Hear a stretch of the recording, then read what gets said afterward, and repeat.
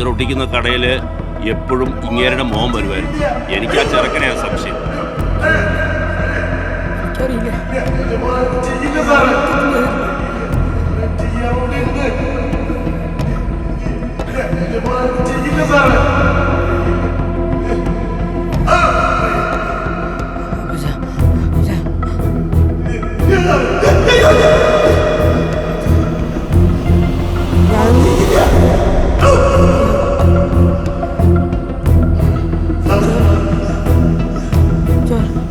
ജേക്കബേ, മോനെ എണീക്കടാ.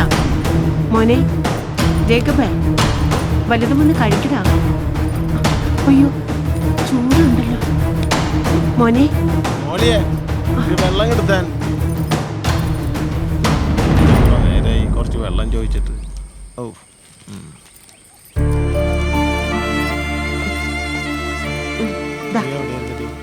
ഞാൻ മോന്റെ അടുത്തായിരുന്നേ. കുറച്ച് ദിവസമായിട്ട് കൊച്ചു മൂടി പതിച്ച് കിടക്കുക. എന്തോ കണ്ട് പേടിച്ച പോലെ. നല്ല പനിയുണ്ട്. നീ അവൻ അച്ഛൻ്റെ അടുത്തോണ്ട് പോയി തലയ്ക്കൊന്ന് പിടിപ്പിക്ക്. വല്ല ബാധയോ മറ്റോ കൂടി നീ ഒഴിഞ്ഞു പോട്ടെ. എത്ര വട്ടം പറഞ്ഞിട്ടുള്ളത് ആ സമയത്ത് കാട്ടിലൂടെ വരരുതെന്ന്. ഇനി എന്തെങ്കിലും കണ്ട് പേടിച്ചോ എന്തോ. ഞാനൊന്നങ്ങോട്ട് ചെല്ലട്ടെ.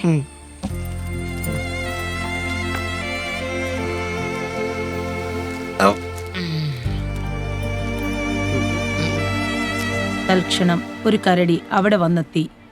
എന്താണ് ഇവിടെ നടക്കുന്നത്? എന്താണ് ഇത്ര ബഹളം? എല്ലാവരും കരടിയുടെ നേരെ തിരിഞ്ഞു. കരടി അപ്പോഴേക്കും ആരാ അവിടെ കിടന്നുറങ്ങുന്നേ? ജേക്കപ്പേ, ജേക്കപ്പേ, എന്തു പറ്റിയതാ? സുഖമില്ലേ? ഒന്നുമില്ല ടീച്ചറെ. ഇപ്പൊ പഠിപ്പിക്കുന്നതെല്ലാം ഇമ്പോർട്ടന്റ് ഭാഗങ്ങളാണ്. നിനക്ക് മനസ്സിലാവുന്നുണ്ടോ? അതൊക്കെ നോട്ട് ചെയ്ത് വെച്ചില്ലെങ്കിൽ നീ വിചാരിക്കുന്ന പോലെ മാർക്ക് ലഭിക്കില്ല. ഇത് നിങ്ങള് എല്ലാവരോടും കൂടിയാ പറയുന്നത്.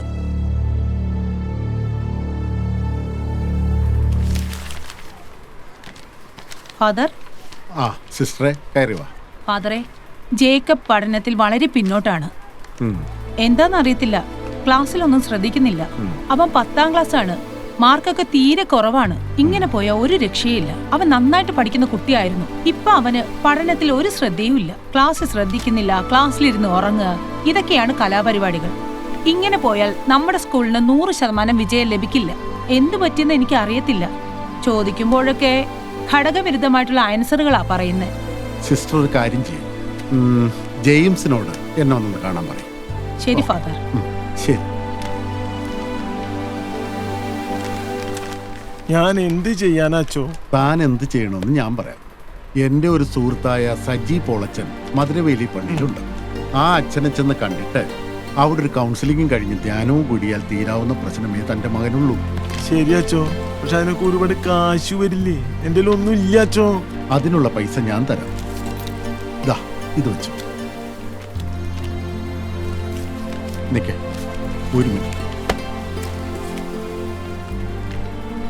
എനിക്ക് അടുത്ത ശനിയാഴ്ച മധുരവേലി പള്ളി പോകേണ്ട ഒരു ആവശ്യമുണ്ട്. എനിക്ക് അച്ഛനെ ഒന്ന് കണ്ടിട്ട് ഒരു കാര്യമുണ്ട്. എന്നാ നമുക്ക് 3 പേർക്കും കൂടി ഒരുമിച്ച് പോകാം. അങ്ങനെ ചെയ്യാച്ചോ. ശരി, ആയിക്കോട്ടെ. അവൻ എന്തോ കണ്ട് പേടിച്ചു പോയി. നന്നായി പഠിച്ചുകൊണ്ടിരുന്ന പയ്യനാ. ഈയിടെ അവന്റെ പ്രവൃത്തിയിലും പെരുമാറ്റത്തിലും പല വ്യത്യാസങ്ങളും കാണുന്നുണ്ട്. ശരി. ഇരുട്ടുമുറിയിൽ ഒറ്റയ്ക്കിരിക്കുക, രാത്രികാലങ്ങളിൽ എന്തോ കണ്ട് ഞെട്ടി എഴുന്നേൽക്കുക. ഓക്കെ സജിയച്ചൻ, എനിക്ക് വേണ്ടി അവനെ ഒന്ന് കൗൺസിൽ ചെയ്യണം. ആയിക്കോട്ടെ, ചെയ്യാം. ശരി അച്ഛ. നാളെ അച്ഛനെ കാണാൻ പോകുമ്പോ എല്ലാം ഒന്ന് ശരിയായ മതിയായിരുന്നു. അവൻ വല്ലതും കഴിച്ചോ? ഈ ശരീരം ഒന്ന് ശരിയായിട്ട് വേണം വേറെ വല്ല ജോലിക്കും പോവാൻ. വെറുതെ അയാൾക്ക് വേണ്ടി പണിയെടുത്ത് നടുവൊടിഞ്ഞത് മിച്ചം. നാളെ പോകുമ്പോഴേ ആ മുരുകേശൻ ചേട്ടനും കൂടെ ഒന്ന് കൊണ്ടുപോകണേ. ഒരു കൈ സഹായം ആവുമല്ലോ.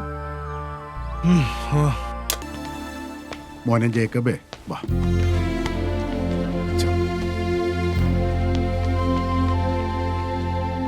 വിഷമിക്കണ്ട, എല്ലാം ശരിയാവും. മോനെ പേരെന്നാടാ? ജേക്കബ്. ഇതെന്നാടാ മുടിയൊന്നും വെട്ടാതെ? അത് ഒന്നുമില്ല. എന്നാ പറ്റി മോൻ? എന്നാ പറ്റി? മോന്റെ മുഖത്തൊരു വിഷമമുണ്ടല്ലോ. എന്തുണ്ടെങ്കിലും നീ അച്ഛനോട് പറ, അച്ഛനത് പരിഹരിച്ചു തരാം. മോൻ വിഷമിക്കണ്ട. ഒന്നുമില്ല. എന്ത് പറ്റിയടാ? തുറന്നു പറ. ആരും അറിയത്തില്ല. അതെ ജേക്കബേ, മോനെ, എന്നാ പറ്റിയടാ? എന്നെ പറ്റി ജേക്കബേ?